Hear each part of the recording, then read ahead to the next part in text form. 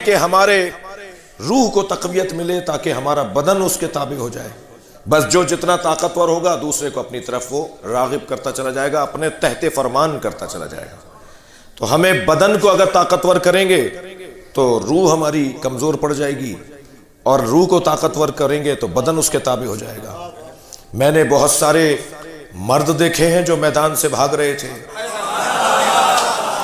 اور ہم نے کچھ عورتیں بھی دیکھی ہیں جو مردوں کو مرد بنا رہے تھے.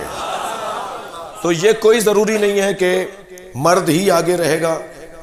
جس کی روح مضبوط ہوگی وہ سربراہی کرے گا، وہ آگے جائے گا، وہ ترقی کرے گا، وہ آگے بڑھے گا جس کی روح مضبوط ہوگی. کیا کریں کہ روح مضبوط ہو؟ آپ اسی مجلس کی سامنے کی مثال لے لیجئے.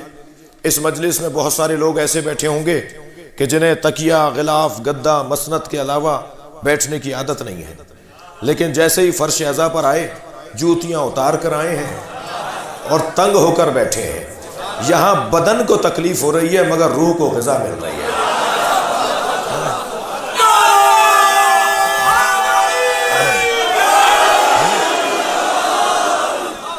تو کیا کریں کہ ہماری روح مضبوط ہو جائے؟ تو یہ طے کر لیں پہلے. تو میں اپنے ان بچوں اور جوانوں سے کہہ رہا ہوں کہ ہمارا ایجنڈا، ہمارا مطلب، ہمارا مقصد حیات یہ ہے کہ کسی طرح سے ہماری روح مضبوط ہو، طاقتور ہو. وہ خود بخود ہمارے بدن کو اپنے تحت فرمان بنا لے گی. اور جن کی روحیں مضبوط ہوتی ہیں نا، جملہ ہدیہ کروں گا، جن کی روحیں مضبوط ہوتی ہیں، اگر بڑھاپے سے ہاتھ کانپ بھی رہا ہو تو ان کا چلتا ہوا قلم لکھتا ہے سلمان رشدی واجب القتل ہے.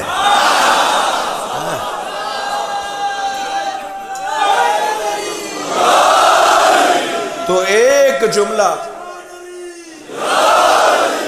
پوری دنیا میں انقلاب بپا کر دیتا ہے. روح کو مضبوط بنانا ہے تاکہ ہمارا بدن اس کے تحت فرمان رہے. میں پھر ایک اور جملہ کہہ دوں کہ اگر بدن مضبوط ہوگا، طاقتور ہوگا، روح کمزور ہوگی تو نماز میں لطف نہیں آئے گا. جی، عزاداری میں لطف نہیں آئے گا. جلوس آدھا کر کے لوٹائیں گے، تھک رہے ہیں. علم کا کہیں مسئلہ ہوگا تو یہ فراری ہوں گے، کراری نہیں ہوں گے. تو وہ جو بدن کو مضبوط کرتے ہیں وہ پھر آرام، آسائش، چین، سکون کو تلاش کر رہے ہوتے ہیں. لیکن جن کی روحیں مضبوط ہوتی ہیں تو پھر بدن تکلیف میں بھی ہو تو ان کے اوپر کوئی اثر نہیں پڑ رہا ہوتا. جی، بعض لوگوں کو تو سال میں بھی نماز یاد نہیں آتی اور عید کی نماز بھی مسجد چوم کے آ جاتے ہیں، اور بعض لوگ کو ایک رکوع میں ساری رات گزار دیتے ہیں. وہ جو ایک رکوع میں ساری رات گزار رہا ہے وہ بھی تو ہم جیسا ہی ہے، اور جسے نماز میں لطف نہیں آ رہا وہ بھی ہماری شکل کا ہے. دونوں میں فرق کیا ہے؟ دونوں میں فرق یہ ہے کہ ایک کی روح مضبوط ہے، ایک کا بدن مضبوط ہے. آیت اللہ نخت کی ان کے شاگرد فرماتے ہیں کہ میں حرم امام رضا میں داخل ہوا تو میں نے انہیں رکوع میں دیکھا. اول شب تھا، میں حرم مولا رضا میں زیارت کے لیے گیا اور نماز فجر سے کچھ پہلے تجدید وضو کے لیے باہر آیا تو حرم امام رضا کا پورا صحن برف میں ڈھک چکا تھا، چھپ چکا تھا، اور ایک برف کا ٹیلا مجھے نظر آیا. میں اس کے برابر سے گزرا تو ذکر رکوع کی آواز آ رہی تھی. وہ ساری رات سے رکوع کی حالت میں تھے اور ان پہ برف جم چکی تھی. یہ بھی ہے جسے رکوع میں مزہ آ رہا ہے، اور وہ بھی ہیں کہ جو کہتے ہیں کہ ہمیں نماز میں مزہ نہیں آتا. تو در حقیقت ذائقہ روح بحال نہیں ہے. تو روح کو مضبوط کریں. کیسے کریں؟ مشق کرنے سے ہوگا، تمرین کرنے سے ہوگا، ممارست سے ہوگا.